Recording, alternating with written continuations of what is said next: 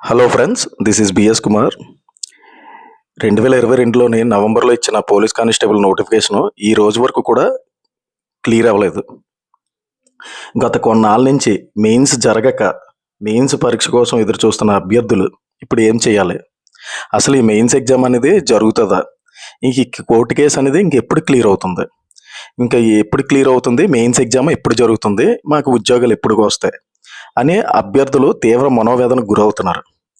అయితే ఈ కేసు అనేది ఇంకా క్లియర్ అవ్వదా, ఇంకెన్నాళ్ళు సాగదీస్తారు అని సగటు పోలీస్ కానిస్టేబుల్ ప్రిపేర్ అయ్యే అభ్యర్థులు మనసులో ఉండే ఆవేదన. అయితే మ్యాక్సిమం ఈ కేసు అనేది అంటే మేలోనే హీరింగ్ ఉంది కాబట్టి మ్యాక్సిమం ఈ మధ్యకాలంలో క్లియర్ అయిపోవచ్చు. క్లియర్ అయిపోయి మెయిన్స్ అనేది ఖచ్చితంగా జరుగుతుంది.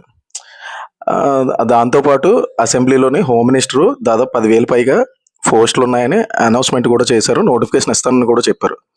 దానివల్ల ఈ ప్రభుత్వం గత ట్రాక్ రికార్డ్ చూస్తే అంటే యాజ్ గ్రూప్స్ ప్రిపేర్ అయిన అభ్యర్థిగా, దాంట్లో ఉద్యోగం సాధించిన అభ్యర్థిగా నాకున్న అనుభవం ప్రకారం చెప్తున్నాను.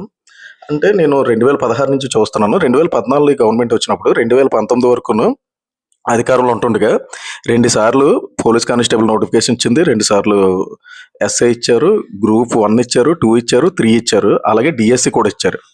అంటే ఈ ప్రభుత్వం యొక్క ట్రాక్ రికార్డ్ చూస్తే ఖచ్చితంగా నోటిఫికేషన్లు అనేది ఇస్తూ ఉంటుంది. దీంతో అభ్యర్థులు ఇప్పుడు ఏం చేయాలి?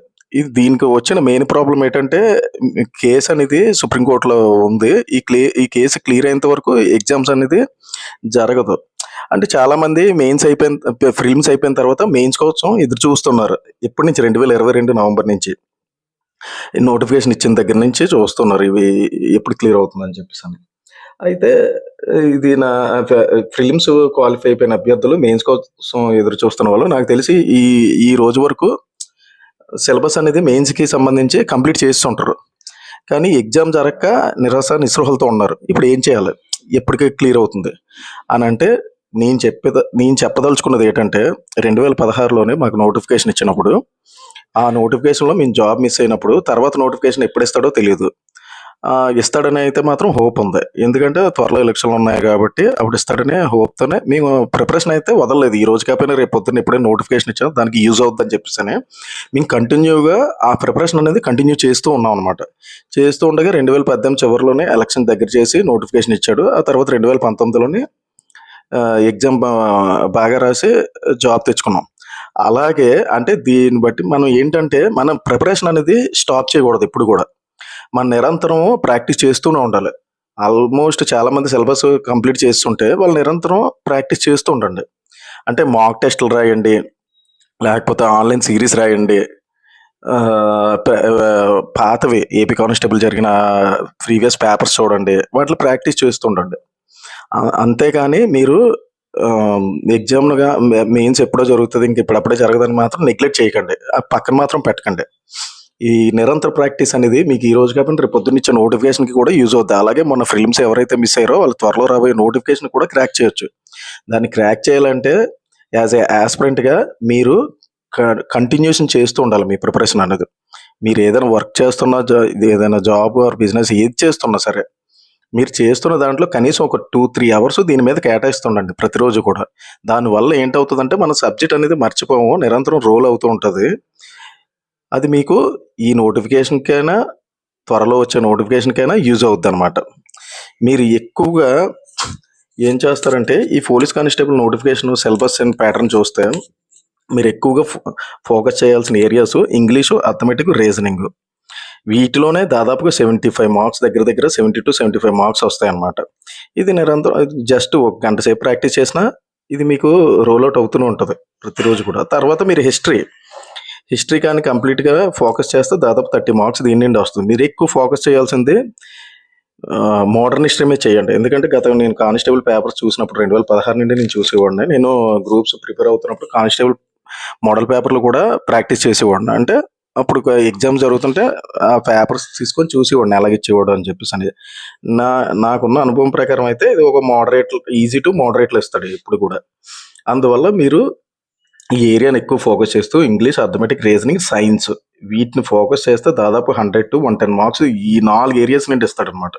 ఈ 4 ఏరియాస్ అనేది మీరు నిరంతరం మైండ్‌లో రోల్ చేస్తూ ఉండండి. ప్రాక్టీస్ చేస్తూ ఉండండి. చదువుతూ ఉండండి. దాంతో పాటు హిస్టరీ, తర్వాత పాలిటీ అనేది ఫండమెంటల్ రైట్స్ మీద ఎక్కువ అడుగుతుంటాడు. లేకపోతే ఆదేశిక సూత్రాల మీద అడుగుతుంటాడు. అంతేగాని మరీ అంత డెప్త్‌గా వెళ్ళడు కానిస్టేబుల్ ఎగ్జామ్‌కి. నేను చూస్తుండగా. అలాగే జాగ్రఫీ అనేది ఇండియన్ జాగ్రఫీ కాబట్టి అది మీకు ఈ కాంపిటేటివ్‌కని యూజ్ అవుద్ది. హిస్టరీ అనేది, పాలిటీ అనేది, జాగ్రఫీ అనేది, ఎకానమీ అనేది. అలాగే కరెంట్ అఫైర్స్ మీకు మెయిన్ ఇంపార్టెంట్ అనమాట. కరెంట్ అఫైర్స్ సిలబస్ కంప్లీట్ చేసినా సరే ఎగ్జామ్ ఎప్పుడు జరిగితే దానికి గత 6 నెలల్లో లేదా 1 ఇయర్ ముందే అడుగుతుంటాడు కరెంట్ అఫైర్స్ ఎప్పుడు కూడా. మనకి 2022లో నోటిఫికేషన్ వచ్చింది కదా అని చెప్పేసి అని 2022లో అడగడు, అప్పుడు చదివేసి వదిలేస్తే. కరెంట్ అఫైర్స్ అనేవి నిరంతర ప్రక్రియ. ఎప్పుడు కూడా మనం నిరంతరం చూస్తూనే ఉండాలి, వాటిని చదువుతూనే ఉండాలి. ఎందుకంటే కరెంట్ని రిలవెంట్ చేసుకొని కరెంట్ పాలిటీ అడుగుతాడు, కరెంట్ ఎకానమీ అడుగుతాడు, కరెంట్ జాగ్రఫీ కూడా అడగొచ్చు. అలాగే హిస్టరీ కూడా. హిస్టరీ హిస్టరీ అనేది జరిగిపోయింది కాబట్టి, చరిత్ర కాబట్టి అది మనం కరెంట్ రిలవెంట్గా పెద్దగా ఏమి ఉండదు. కానీ ఇది ఏపీ హిస్టరీకి వచ్చేటప్పటికి కొద్దిగా కరెంట్ అఫైర్స్ అనేది యూజ్ అవుతుంటుంది. అది మీ కానిస్టేబుల్లో పెద్దగా ఏమో యూజ్ ఉండదు కాబట్టి కరెంట్ అఫైర్స్ అనేది మీరు ఎక్కువ ఫోకస్ చేయాల్సింది కరెంట్ పాలిటీ, కరెంట్ ఎకానమీ మీద, కరెంట్ సైన్స్ మీద కూడా ఫోకస్ చేస్తే మీకు బాగా యూజ్ అవుద్ది. కరెంట్ అఫైర్స్ అనేది మీరు కంటిన్యూ ప్రాసెస్ అనమాట. అలాగే సైన్స్ ఏరియా కూడా చాలా ఎక్కువ కెమిస్ట్రీ మీద అడుగుతుంటాడు. తర్వాత ఫిజిక్స్ మీద లైట్గా అడుగుతుంటే బయాలజీ మీద కూడా. సైన్స్ కూడా మీరు ఫోకస్ చేస్తే ఎక్కువ, అంటే మీరు హైలీ ఫోకస్ చేయాల్సిన ఏరియాస్ మీకు బాగా టిఫికల్గా అనిపిస్తే మీరు జాగ్రఫీని ఎలిమినేట్ చేయొచ్చు. జీకే పెద్దగా పట్టించుకోని అవసరం లేదు. అంటే మీకు ఈజీ ప్రాసెస్ చెప్తాను.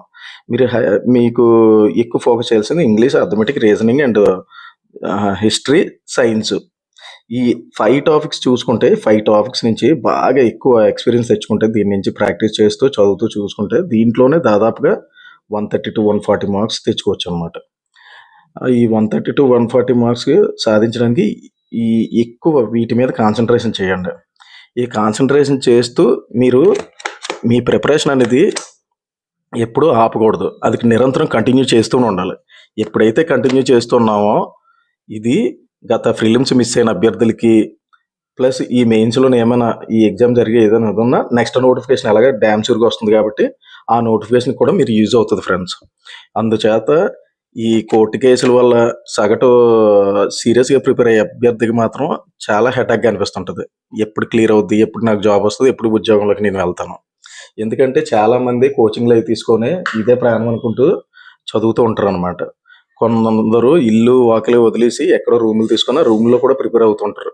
కానీ ఎగ్జామ్ ఎప్పుడు జరుగుతుందో, ఎప్పుడు అవుతుందో కూడా తెలియక చాలా సతమతం అవుతూ ఉంటారు, ఇంకెప్పుడు క్లియర్ అవుద్ది అనుకుంటూ.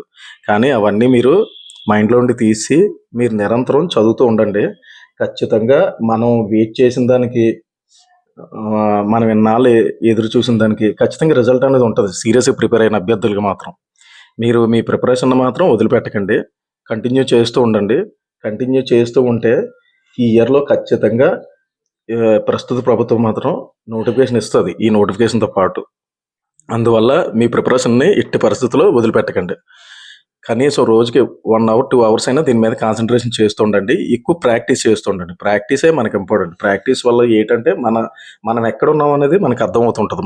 మన చదివిన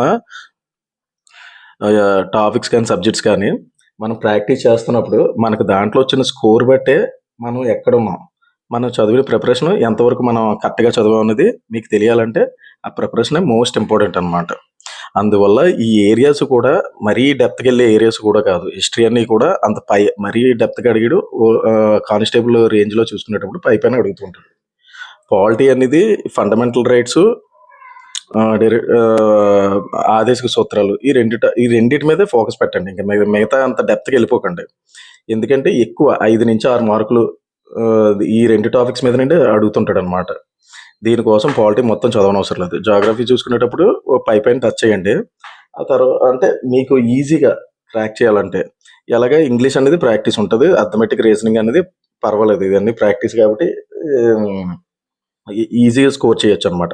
అలాగే సైన్స్ చూసుకునేటప్పుడు సైన్స్ ఎలాగా మనం చదివి ఉంటాం కాబట్టి అది రివిజన్ చేసుకుంటూ ఉంటే సరిపోతుంది. మీరు ఎక్కువ ఫోకస్ చేయాల్సింది హిస్టరీ మీద చేయండి. హిస్టరీ మీద చేస్తే ఈ 4 టాపిక్స్‌తో పాటు హిస్టరీ మీకు ఎక్కువ యూజ్ అవుద్దనమాట. ఎక్కువ స్కోర్ తెచ్చుకునే ఏరియా అనమాట. అది కూడా మరీ డెప్త్‌గా అడగడు. పైపైన అడుగుతుంటాడు. అలాగే current affairs. Current affairs most important. ఈ కరెంట్ అఫైర్స్ చూసుకుంటే మీరు ఎగ్జామ్‌ని ఈజీ క్రాక్ చేయొచ్చనమాట. ఈ విధంగా మీరు నిరంతరం ప్రాక్టీస్ చేస్తూ ఎట్టి పరిస్థితుల్లో మీరు ఆపకండి ఫ్రెండ్స్. మీరు పడిన కష్టానికి ఖచ్చితంగా రిజల్ట్ ఉంటది. అలాగే నోటిఫికేషన్ కూడా వస్తది. ఆ నోటిఫికేషన్‌లో కూడా ఏమాత్రం ఇందులోనే మిస్ అయినా ఒక నోటిఫికేషన్ మిస్ అయినా 2 నోటిఫికేషన్‌లైనా కొట్టొచ్చు. అందువల్ల మీరు ఏం నిరాశ చెందకుండా మీకు ప్రిపరేషన్ అనేది కంటిన్యూ చేయండి ఫ్రెండ్స్. All the best. నా వీడియో కానీ నచ్చితే లైక్ అండ్ సబ్స్క్రైబ్ చేయండి ఫ్రెండ్స్.